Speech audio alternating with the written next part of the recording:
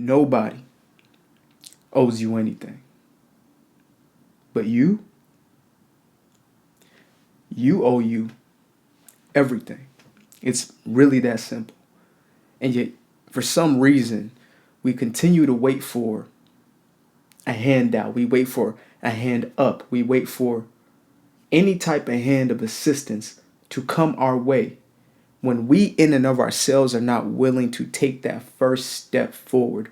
We're not willing to be the only individual who actually makes the conscious decision to finally do something about our own situation.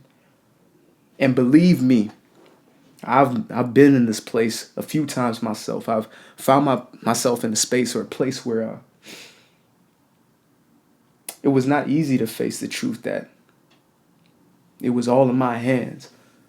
And that though there are people around me who can assist me, though there are people around me who are willing to help at times, they were doing so from their own will. They were doing so from their own decision. They did not owe me anything. They essentially were doing it because they felt compelled to do something, not because my own existence prompted them to have to do something. And so I had to come to realization that, you know what? In the times where I felt as if there were no hand ups or no hand outs or nothing being given at that very moment in time, it was simple. It was for me to come back to reality, me to come back to the truth that there's only one person who was assigned with that task, only one person between this space right here who is responsible for you. Only one person on this entire planet, on this entire known and unknown universe who is responsible for me. And I look at him every day in the mirror, sometimes twice, just to remind him, hey, buddy, it's you.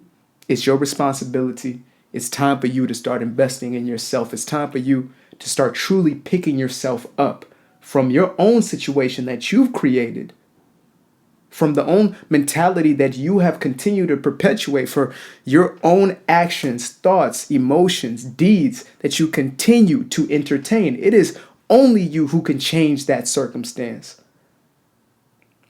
And you know, there's a saying of old that said, God help those who help themselves, right? There's a reason for that. It's because we all got free will. You can't be forced by the Most High to do anything. You can't be pushed left or right. You can be inspired, you can be guided, you can be led, but you're not going to be forced into doing anything that you don't want to do. And if you don't want to pick yourself up, if you don't want to do what's necessary to take the necessary step for you to move forward in your life, that's between you and you. You can't blame anybody else. It's not mama's fault anymore. It's not daddy's fault anymore. It's not your family, your toxic upbringing, none of that. Your exes, your best friend, ex. Them exes are ex for a reason. They've been exited a whole long time ago. It's time for you to step back into a space and a place where you finally come to terms with truth. And the truth is, you owe you everything. Nobody's coming to wake you up, to get you up in the morning to go get it. Nobody's going to drag you in front of that camera, record that video. Nobody is going to pull you to that computer screen in order for you to start building that business. Nobody is going to drag you all the way to that office, that leasing office where you're going to get your apartment. Nobody's going to do those things for you. Nobody. I thought somebody was going to do it. There were certain points in my life where I thought, listen, somebody's coming to my door. Somebody's coming to save me right now. So I'm just going to wait over here. I'm going to chill out. And I'm going to see what happens. And you know what happened? They came knocking all right. And you know who came knocking? Bill collector. You know who came knocking? Uncle Sam. You know who came knocking? The landlord. Why? Because I held on to a facade. I held on to some notion that I was probably fed a long time ago and that I was still holding on to by will, right? It was my consent.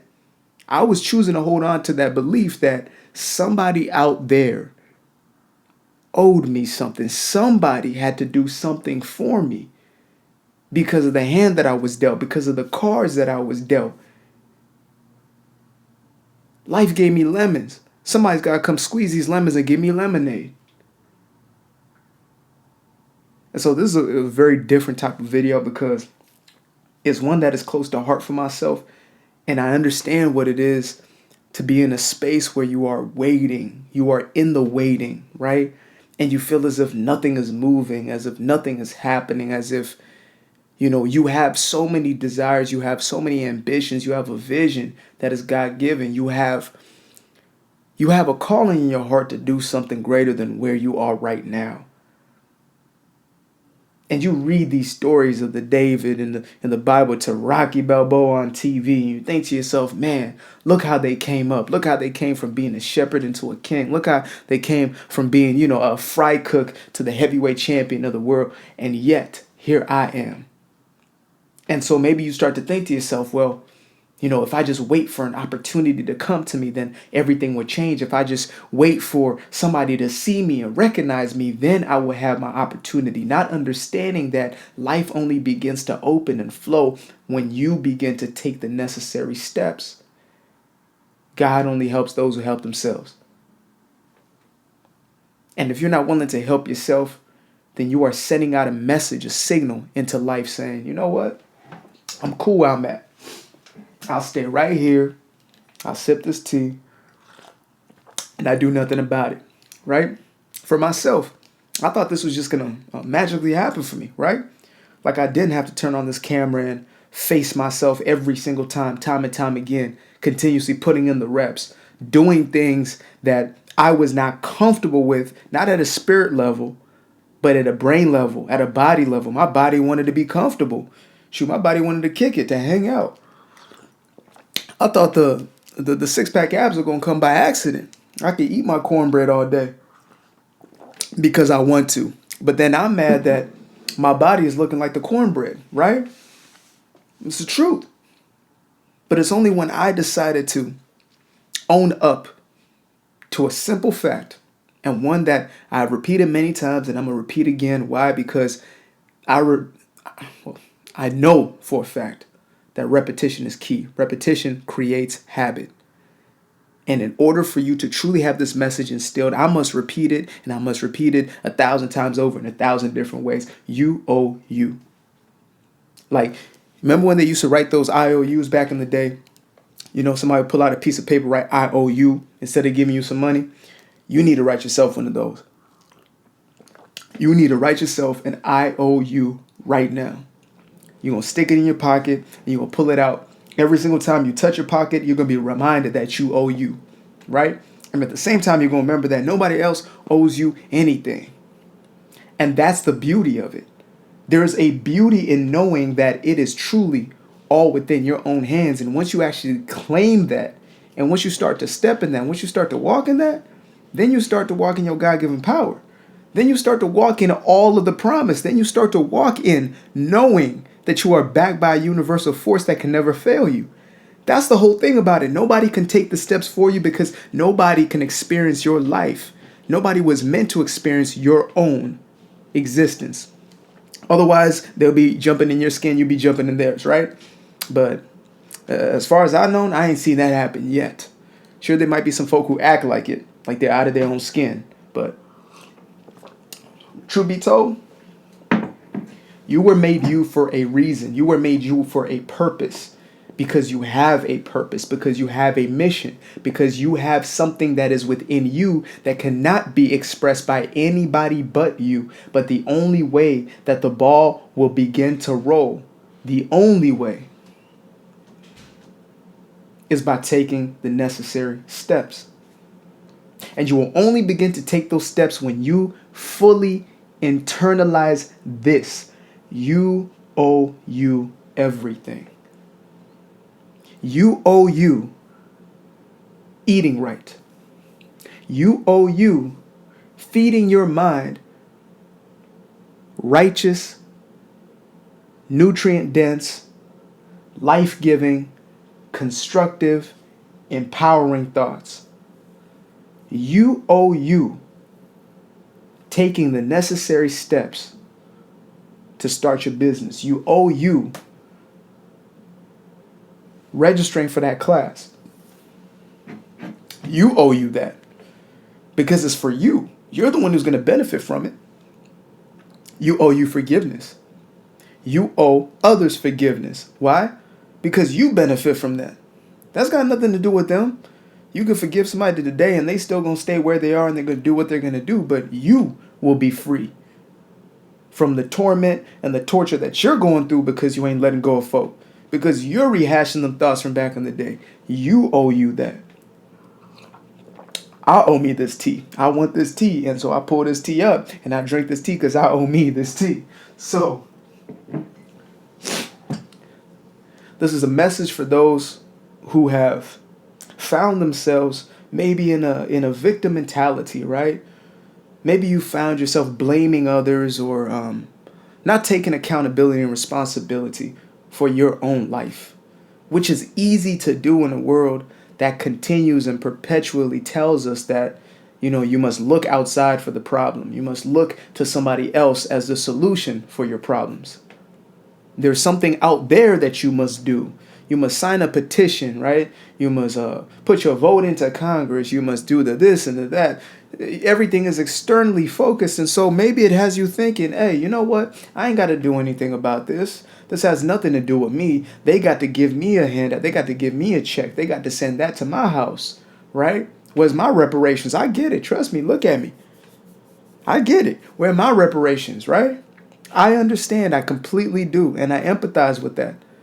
I truly, truly do. Some peoples have gone through things that you cannot imagine. However, when it's all said and done, even those who are in physical bondage, we've heard story after story of the Nelson Mandelas, of the Viktor Frankls of the world who were able to see themselves in freedom even when they were in captivity, when everything seemed bleak on the external. They still realized that they owed them freedom. And so they held on to the promise of freedom. And soon enough, they found themselves 20 years, 26 years later.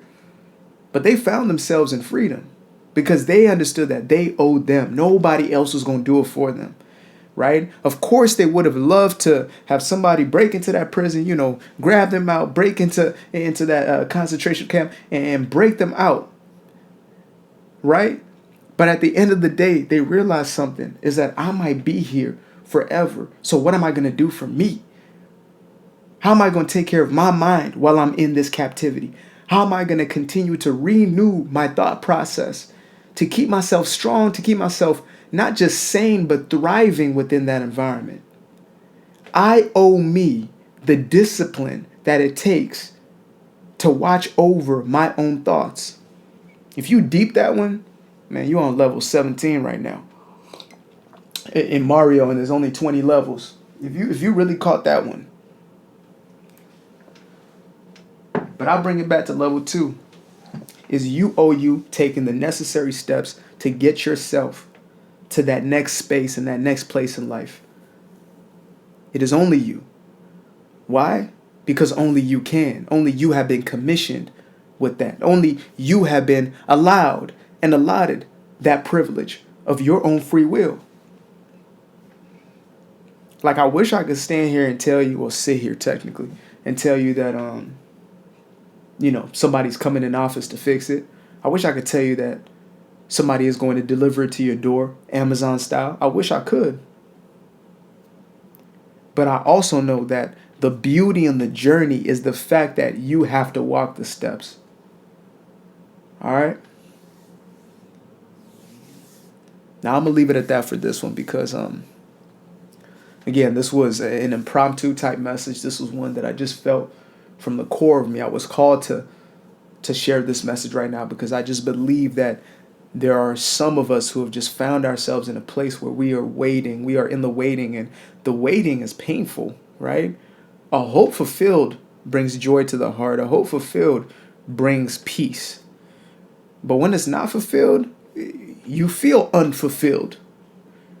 And so long as you are just in the waiting, you will not be fulfilled. But if you are in the process, I promise you, things will happen while you're taking those steps that you cannot experience when you are simply waiting for something to happen. Now, they say wait on the Lord, but that doesn't mean sit on the couch and do nothing. It means working while waiting. It means patience. It means moving while waiting. It means moving while you are in the process of getting to your own promised land. The promised land ain't coming traveling to you. You got to take those steps through the wilderness. Whether it's 40 days or 40 years, continue to move forward. And I promise you, you will eventually find yourself in that place. Period.